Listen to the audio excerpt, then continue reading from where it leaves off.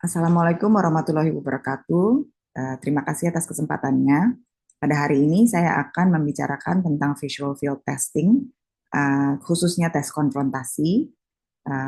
Ya, baik. Jadi apa itu yang disebut dengan lapang pandangan dan kenapa kita mesti memeriksakan, harus mempelajari bagaimana cara memeriksa visual field atau lapang pandang. Jadi lapang pandang adalah area total di mana semua objek dapat terlihat baik di perifer maupun sentral pada saat pasien sedang melihat di central point. Dan luasnya lapang pandangan ini yaitu sekitar 60 derajat di sisi nasal, 100 derajat di temporal, sementara untuk superior dan inferior adalah 60 sampai dengan 70, 75. Dan pemeriksaan ini penting untuk mendiagnosis serta memonitor berbagai kelainan di oftalmologi ataupun sistem syaraf yang dapat terkena pada penglihatan perifer atau sentral. Dan apabila visual field ini atau lapang pandangan ini terganggu, akan dapat memberikan informasi tentang adanya kerusakan di visual pathway atau jaras penglihatan yang letaknya adalah di antara retina sampai dengan visual cortex atau di lobus occipital.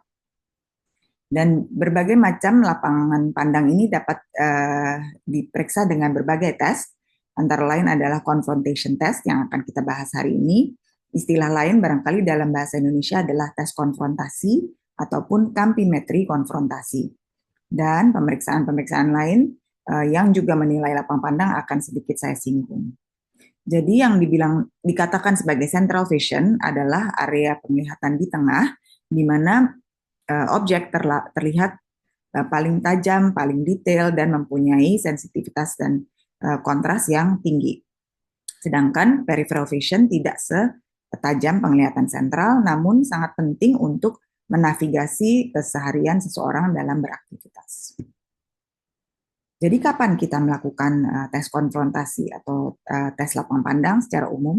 Yaitu sebagai suatu upaya untuk melakukan screening dalam pemeriksaan mata atau pemeriksaan syaraf yang rutin kita bisa masukkan di situ, dan ini dapat membantu untuk screening atau melihat adanya gangguan lapang pandang khususnya yang sudah terjadi berat ataupun lanjut pada penyakit-penyakit lanjut.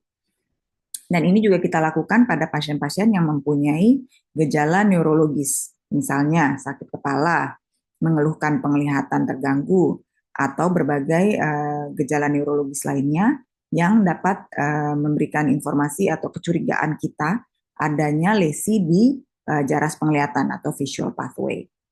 Dan tentunya yang ketiga ada keluhan khusus di bidang mata atau di bidang oftalmologi, misalnya pasien sulit melihat di bagian perifernya, terganggu penglihatan di malam harinya, atau ada gangguan-gangguan penglihatan lain yang tidak jelas apa penyebabnya dan tidak terkoreksi oleh pemeriksaan, tidak terkoreksi oleh kacamata atau bantuan refraksi. Jadi kita melakukan visual field test ini kenapa? Untuk apa? Kalau spesifik di oftalmologi, barangkali yang salah satu contoh yang terpenting adalah untuk mengidentifikasi adanya gangguan penglihatan lapang pandang di perifer yang umumnya terjadi pada penderita glaukoma. Dan seringkali ini suatu hal yang tidak dipahami atau tidak diketahui, dikenali oleh pasien, karena umumnya gangguan penglihatan glaukoma itu terjadi di pinggir dan sedikit demi sedikit sampai akhirnya sudah lanjut glaukomanya baru mengganggu penglihatan sentralnya. Dan inilah yang menyebabkan penyakit glaukoma seringkali tidak terdeteksi karena seringkali pasien atau seringkali orang lebih fokus hanya pada apa yang terlihat di central vision-nya, tetapi tidak terlalu ngeh atau tidak terlalu aware tentang hal-hal yang terjadi di perifernya. Dan jika kita melakukan visual field testing, maka mungkin bisa terdeteksi lebih dini bahwa pasien ini memiliki glaukoma, dan dengan demikian mendapatkan treatment yang sesuai dan tercegah dari kebutaan atau perberatan menjadi beratnya penyakit pada perjalanannya. Kemudian yang kedua adalah apabila kita mencurigai adanya suatu kondisi atau gangguan pada sistem syaraf. Dan ini bisa terjadi pada stroke, adanya tumor, atau space occupying lesion lainnya yang mempunyai pola gangguan lapang pandang tertentu setiap penyakit ya. Jadi ini juga penting.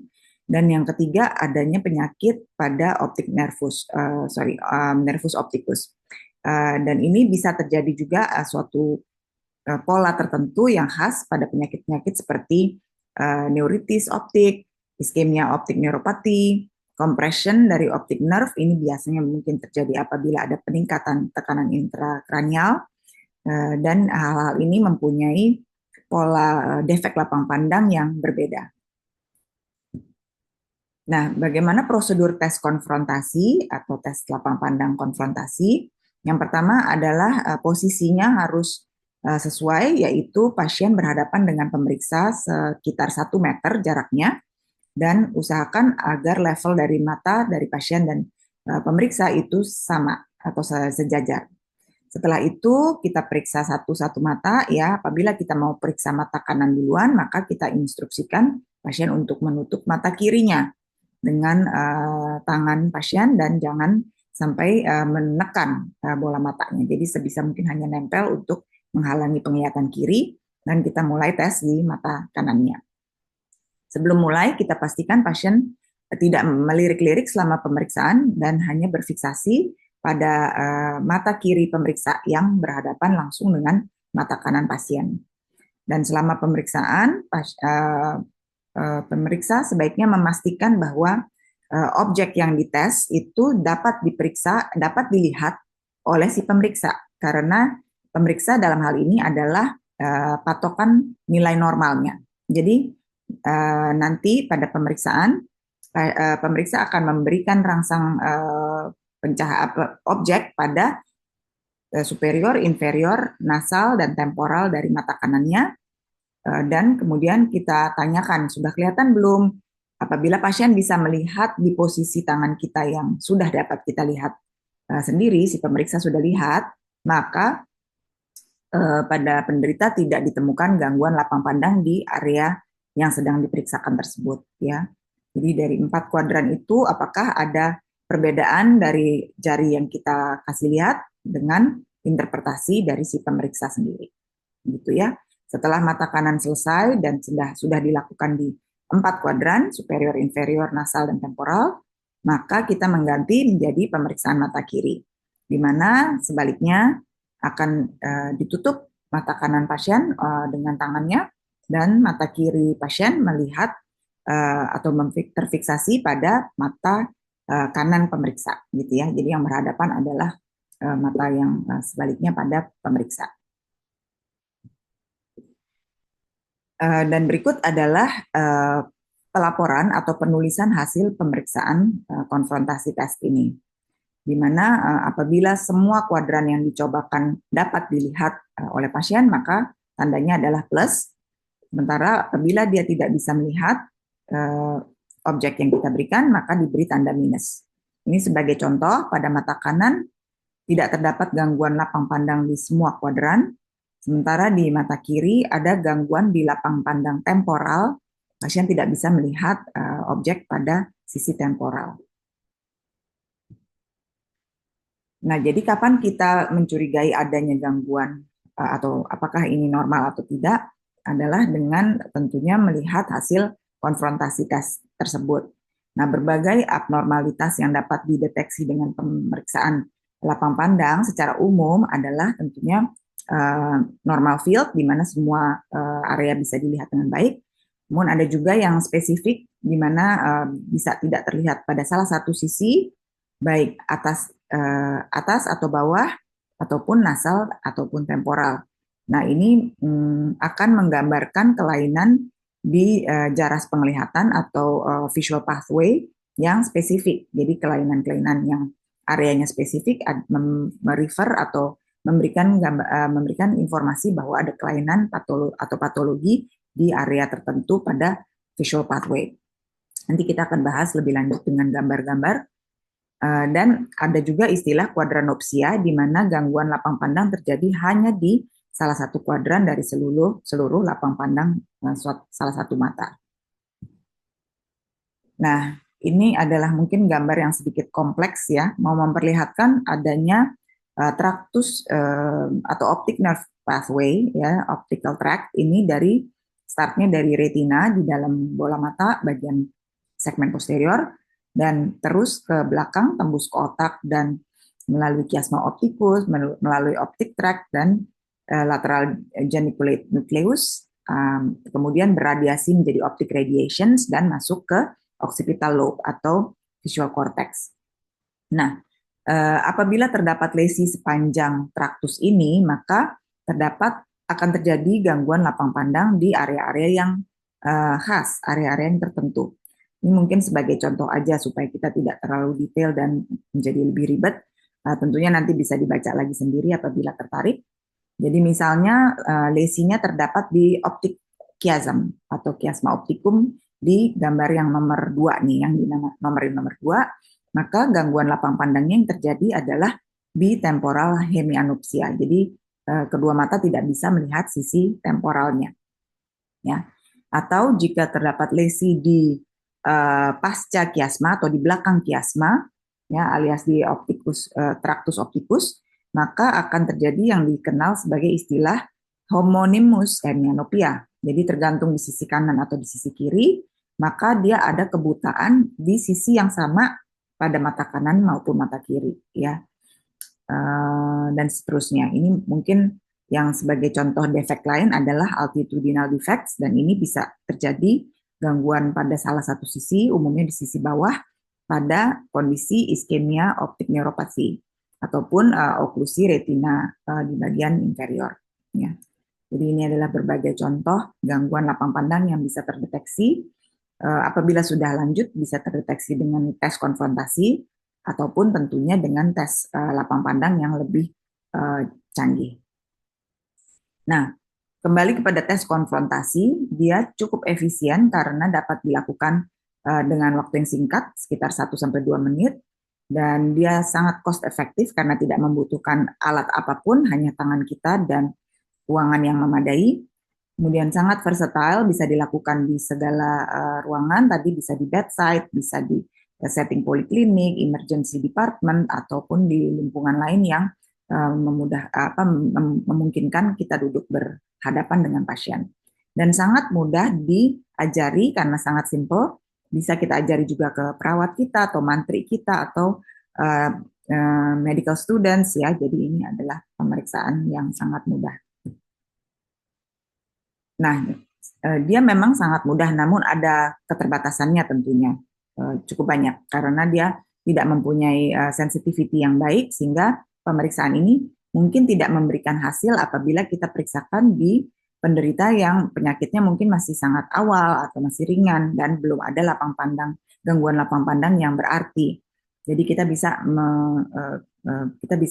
miss early glaucomatous damage, dan hal ini salah satu contohnya, ya, karena tadi penyakit glaukoma itu umumnya perjalanan penyakitnya panjang dan lama, tidak terjadi dalam 1 hari, maka pada saat awal mungkin dia belum terdeteksi.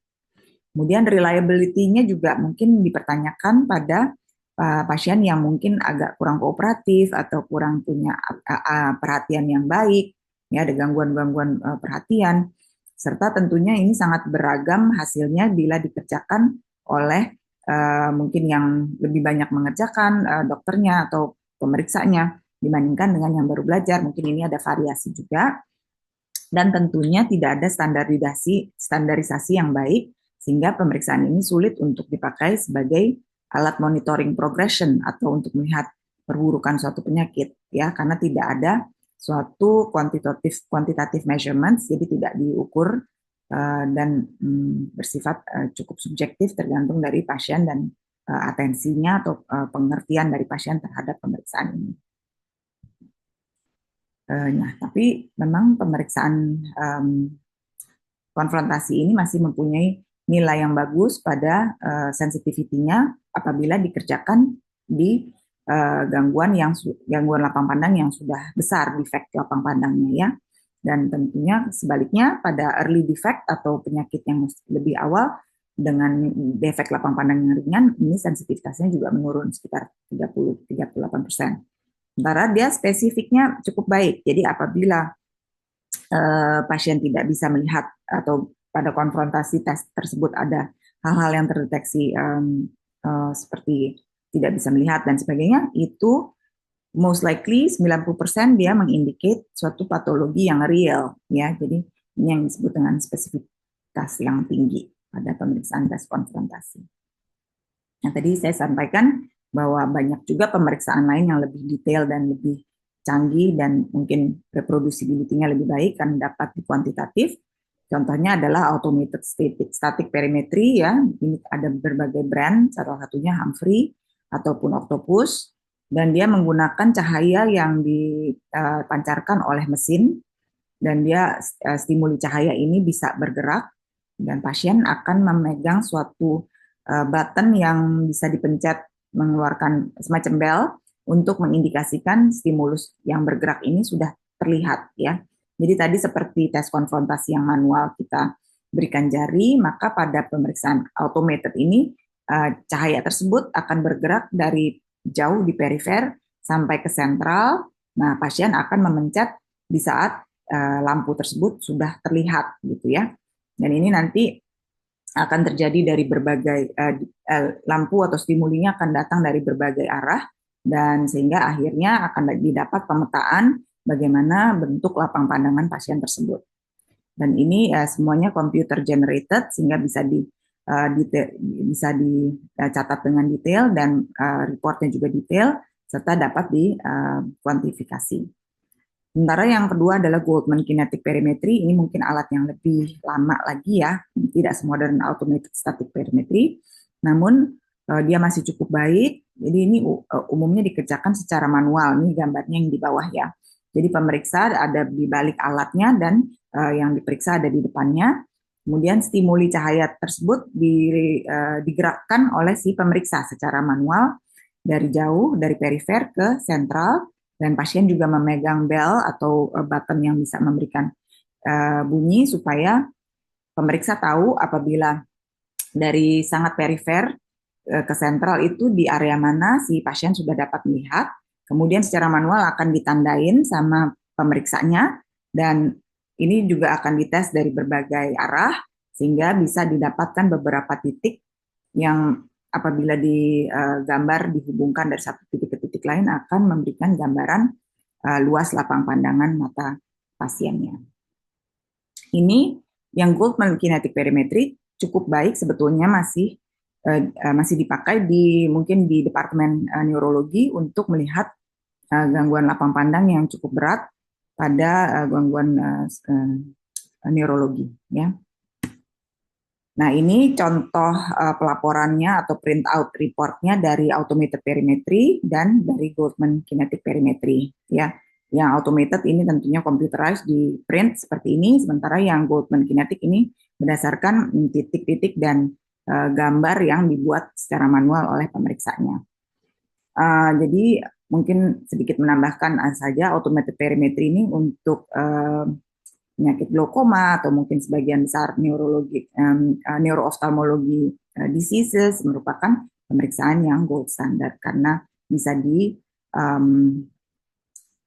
bisa dikuantifikasi, selain juga memang dia lebih akurat, tidak terlalu bervariasi antar pemeriksa. Beda dengan yang manual Goldman Kinetic ini mungkin masih ada variasi antar pemeriksa. Kalau pemeriksanya dokter yang lebih banyak pengalaman mungkin akan lebih akurat dibandingkan dengan yang belum banyak pengalaman. Sementara kalau yang automated karena semua computerized lebih standar. Ya, jadi ini secara umum membandingkan tes konfrontasi dengan automated testing tadi.